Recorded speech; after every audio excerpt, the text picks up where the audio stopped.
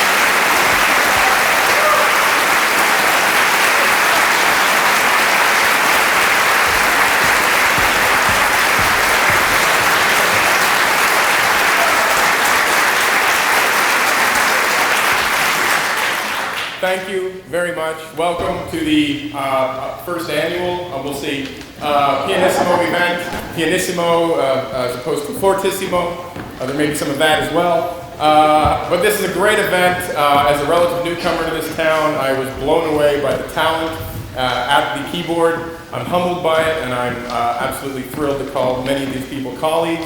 There are some people on this stage tonight or tomorrow night that maybe you expected to see and aren't here.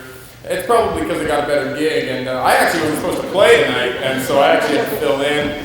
So that's all right. I'm good to do that, and I understand. But next year, you know, if there's enough support, enough enthusiasm, there's enough pianists in Missoula that aren't here this weekend that could actually fill a whole other concert. That's another story. Welcome. I think you're going to enjoy this diverse evening. Hold on, sit back, relax, and we'll take it from here. Thanks a lot.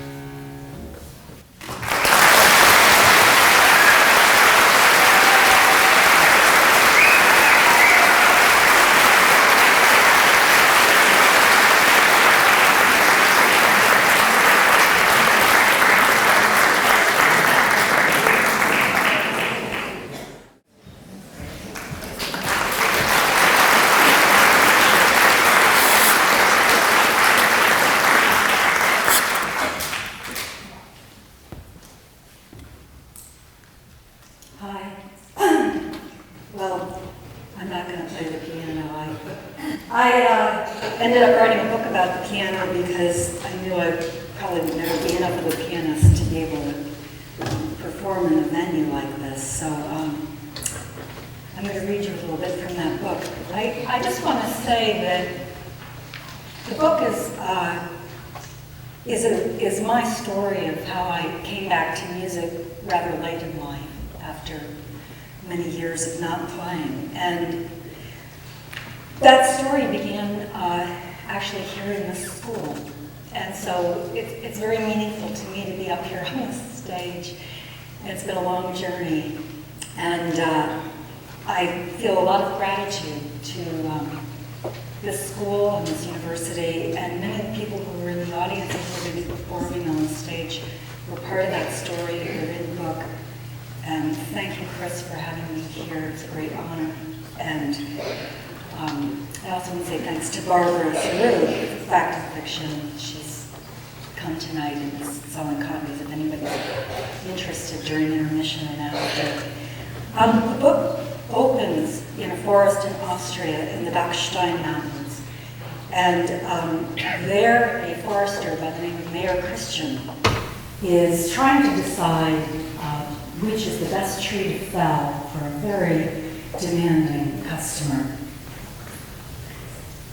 The forester closes his manual and enters the dark of the forest. Shafts of light dabble Christian's shoulders. He throws back his broad-domed head, turns his face upward, and his heavy features, grizzled with a 3-day growth beard, squint into the canopy, studying it. He turns about, his boots circle the forest floor, falling boughs snap under them. Christian looks at the branches above, then the slush-covered ground, then the canopy again. Which tree? This one, he says, pointing his arm straight as an arrow to a spruce more than 2 feet across. A logger standing by steps forward. He carries a chainsaw and wears a bright orange helmet with a mesh visor and protective yellow ear cuffs. Joseph Hackey has cut trees in the forests of the Pongau region of Austria most of his 59 years. Like many who choose to work in the mountains, he possesses an almost reckless love for the outdoors. Hackey and the other loggers spend their summers paragliding, their winters extreme telemark skiing in the ungroomed alpine backcountry. Hackey moves toward the designated tree lightly, gracefully, with an athlete's swift sureness. Christian points to the ground where he wishes the tree to fall. Hackey rests the engine of his chainsaw against one thigh and yanks the pull cord. The saw snarls to life. Hackey bites a pie-shaped notch out of the side of the tree, facing the fall line, and the chips and sawdust fly. Then, on the trunk's opposite side, he makes a deep back cut towards the point of the notch, removing the chainsaw just before the weight of the tree pinches it. Only a quarter of the trunk now remains unsevered from its roots. The air is thick with the smell of pitch. Next, Hackey inserts an orange-painted steel wedge drawn from the leather pocket on his belt into the back cut and pounds it towards the heart of the tree with the butt of his axe. His swings are swift, certain, and powerful, landing precisely on the wedge each time with a vigorous clang. The tree rocks and sighs, her boughs sough the air, making an ethereal music in her final moments. The wedge is driven true one last time, and there is a crack, the first sounding of the voice of the tree, a voice heard only in death. Yet the tree does not fall. Hackey raises his visor and looks up. In the narrow shafts of light, his face is gray with stubble. His searching eyes are tranquil, as if they have borne witness to the secrets of the mountains. Hackey points his axe handle to the problem. The tree is entangled in thorns in the neighbor's spruce. The logger retrieves his wedge from the new stump, and with his chainsaw, severs the tree's last splintered hold on life. 120 years, now over. The forester and the logger step back. The giant collapses, almost softly, onto her boughs, into the snow, first with a whisper, then with a delayed and reverberant cry, a cannon boom that echoes through the mountains. A tree dies, a piano is born.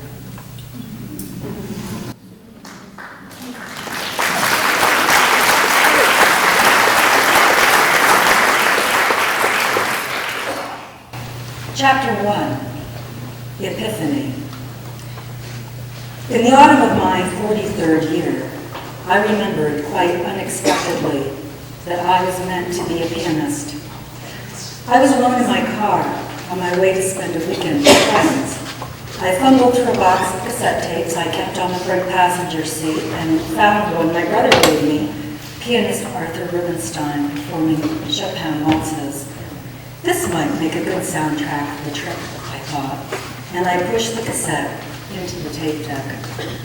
From the opening notes of Opus 18, quick percussive repetitions of B-flat, the car seemed to rock in sympathy to the driving three-quarter time beat, taken at a wildly joyous tempo. Rubinstein's complete freedom within the music astonished me, and his abandonment to it was contagious. The music seemed to enter my pulse and carbonate my blood. Meanwhile, through the windshield, Montana's luminous Indian summer performed a fitting accompaniment. A sapphire sky hung behind the Elkhorn Mountains, where tawny grasses gleamed in the lowering sun. Quaking aspen lined the banks of the Boulder River. Their burnished leaves turned up their bellies to the wind and trembled in unison, a ribbon of gold threading its way up the valley. I found myself gripping the steering wheel as if I were hanging on for the ride, gripped myself by a piano-induced rapture that was as sweet as it was searing. This is all that I want to do with my life. These words arose as if from nowhere in my mind, astonishing me. This is all that I want to do with my life. They hit with the force of an inner directive that cannot be questioned. They arose again and again, as if rising on the swells of the music itself. The beauty of the day intensified the heartbreak. I felt as if I'd missed an urgent and critical appointment that could never be rescheduled. I had reached my own autumn, and the leaves would soon fall. How then could I devote my life to the piano?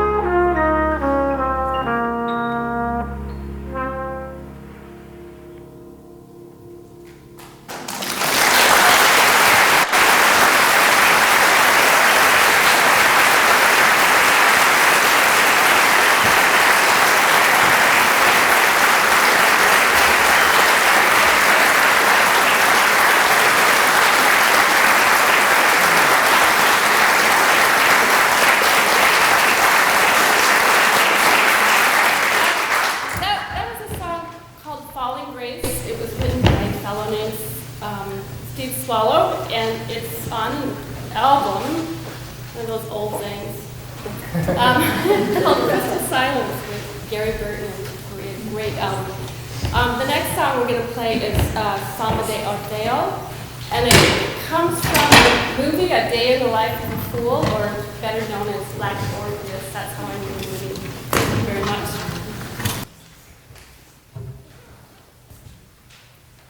One, two, three, four.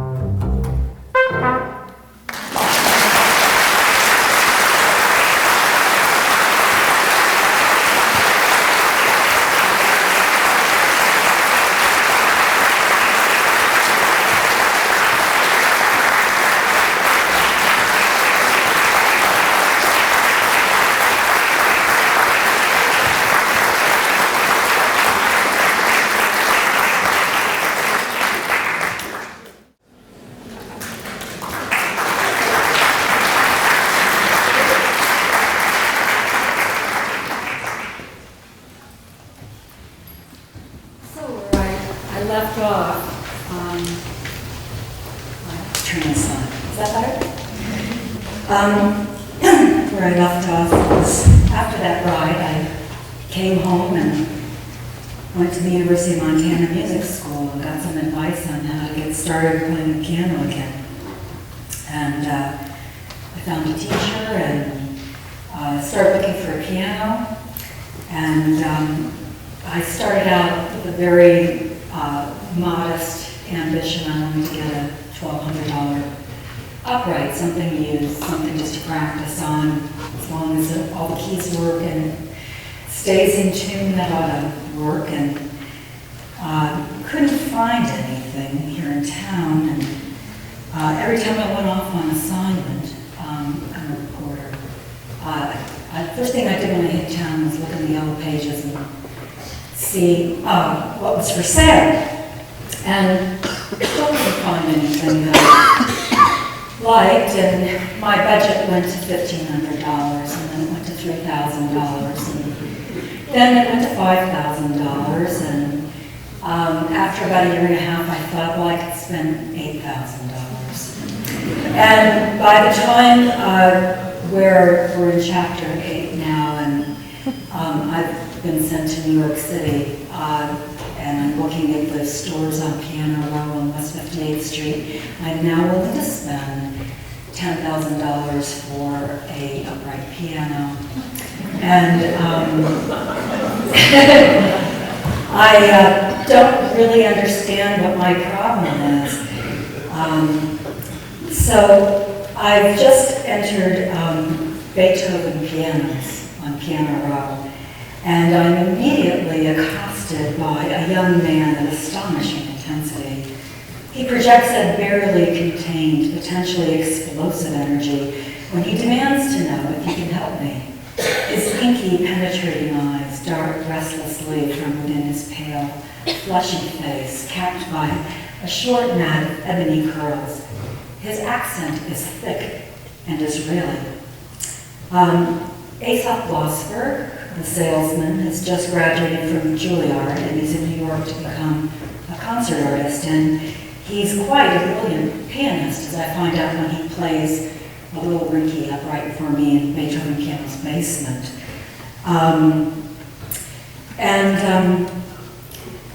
He asks me what I'm looking for. I want a newer piano, and I'm having trouble finding an upright that satisfies me.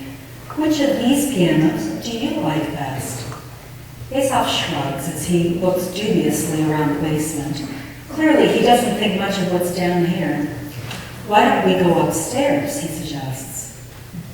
The main floor showroom, with its chandeliers and oriental carpets, is a welcome change from the windowless claustrophobia of the basement. I walk slowly among the grains, raising fallboards, taking note of the makes, playing a key here and there. None of these pianos sound tinny or out of tune. I feel like a stowaway on a luxury liner. I don't belong here because I cannot pay the fare, but until I'm found out, I will steal some time with these instruments. Among the vintage Mason and Hamlins, Bechsteins, and Steinways, there are 3 pianos called Brotry and Steinweg, a 5'8" baby grand, a 6'3" cabinet grand, and a 7-footer. With eager curiosity, I sit down at the baby grand. A card in a gilt frame on the music desk says, "This piano was once owned by Imelda Marcos." The action is nice and light, but the treble's a bit too harsh. I move quickly on to the model 220, the 7-footer. The bass on this piano is thrilling, warm and dark and colorful, but it has such colossal power it overwhelms the weaker treble. Again, I quickly move on, mindful of the time and my plane to catch back to Montana. Finally, I sit before the model 192, the cabinet grand. I begin with the Mendelssohn, the first of the songs without words. The work begins deep in the bass, and at the touch of the keys, I am swept away by powerful waves of sound, rich, dark, and warm, with singing overtones. The middle section is smoky and mysterious. As if rising from the larynx of a great contralto, the treble is bell-like and sparkling. It hangs in the air full of color, a shimmering northern lights. I'm amazed at the intense pleasure I feel in the responsiveness of the keys, as if an unseen hand lay under them, guiding me to music. A soul seems to reside in the belly of this piano, and it reaches out to touch mine, igniting a spark of desire within me that quickly catches fire. This disembodied being is sultry and seductive, as if Marlene Dietrich reincarnated as the soul of this piano and is using my hands to belt out a torch song. If only I could play this piano every day, I think, I could be the pianist I've always dreamed of becoming. How do you like it? Says Aesop. Oh, I love it, I cry. I turn back to the piano and play more. And then I look at the sticker price. $32,000. I have no doubt this is a very reasonable price, though I have no idea what Grotrians sell for, but it is completely and utterly beyond my means. And then I look at my watch. It's already 1 p.m. I tell Aesop I have only an hour left to shop, and then I must return home. Well, you can always come back tomorrow, he says. But I explain, I live in Montana. He does not know where that is. A long way away, I say. What else would you show me? How much are you willing to spend, he asks. Aesop takes me to the upstairs showroom where their less expensive grands are. There's an old Canave that needs restoration, a Blüthner that's probably the best of the lot, an old Chickering. None of these pianos have been rebuilt, and they need it. And then there are some new Estonia, baby grands, and exotic finishes like the Benga. But after having just played the Grotrian, they seem weak and insubstantial. They lack the Grotrian's power and richness. We go back downstairs, and I return to the Grotrian to play it again. This would make a wonderful piano for Schubert, I tell Aesop, who has returned to my side. Here, let's find out if you are right, he says, and sits down at the Grotrian. He then plays the third Schubert Impromptu of Opus 90, one of my favorites, and I hear at once that my assessment is correct. The melody peals in pearly liquid tones. They dance through the air in richly saturated color, with great depth and dimension. The sound is heartrending. I resonate to this piano down to my core. She is a heartbreaker, this Marlena. Then another customer comes into the store and Aesop excuses himself. I return to the Grotrian and play. I finish with the Schumann, and I feel the piano is simply perfect. The treble is just glorious. I take out my little pocket notebook and write down the information from the price card on the music desk. New Grotrian Steinweg, 6'3", cabinet grand, model 192, serial number 154393, 10-year warranty, $32,000. Then I add, gorgeous treble. I wander about the showroom for my final 5 minutes before I must leave and play a few notes of the Furyk and the Bechstein, but of all the pianos I play that day, or have ever played, none match the Grotrian. I am in love, and it is to be unrequited love, for my purse is too small. I head for the door, back out into the heat of the August day, but Aesop catches me just as I'm opening it. Wait, he cries. You have my card, right? Yes. You will call me, yes? No. Why not? Well, I haven't seen anything here I can afford, and I live 2,500 miles away. Perhaps I may call you then. Yes, of course.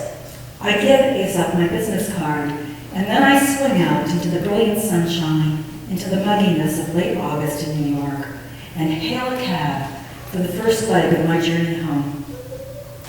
I know I will never own the Grotrian, and I accept that. I am, after all, a very practical person. But as Beethoven pianos, then Piano Row, then Manhattan itself fade away in the cab's rearview mirror, I am surprised by a bitter pang of loss, as if every passing run widens a gulf between my soul and its one true desire.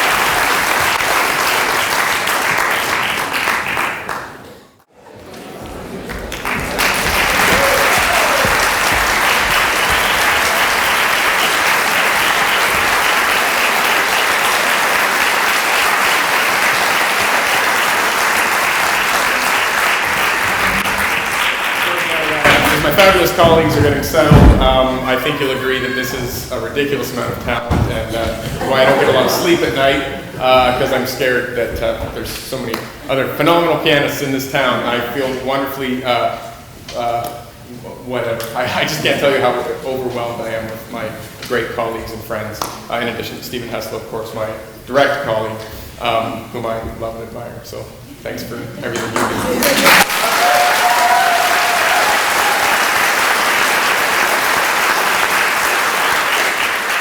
I think you all knew you were signing up for a 2.5-hour concert tonight, so this is quick, painless. Let me just let you know that if you want to come back tomorrow night, if you thought this was all right, tomorrow night is even more off the hook, so it'll just be unbelievable.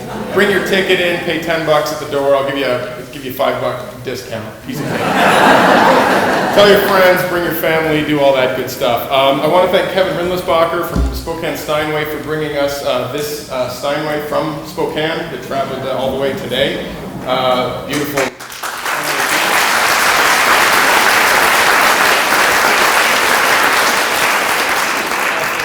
Thank Morganroth Music for the continuous presenting us with Yamaha pianos. The upright over here is theirs.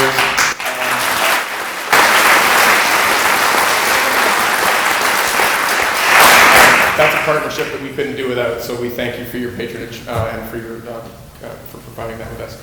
I have nothing more to say.